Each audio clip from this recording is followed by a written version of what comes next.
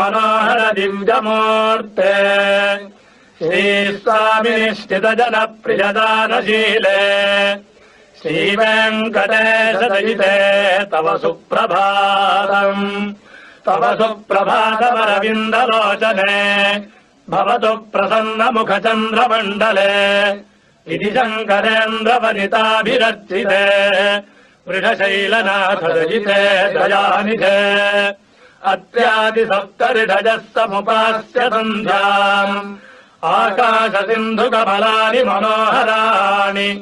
आदायपादयुगमर्चयितुम् प्रपन्नाः शेषाद्रिशेखर विभो तव सुप्रभातम् पञ्चाननाब्जभवषण्मुखवासवाद्याः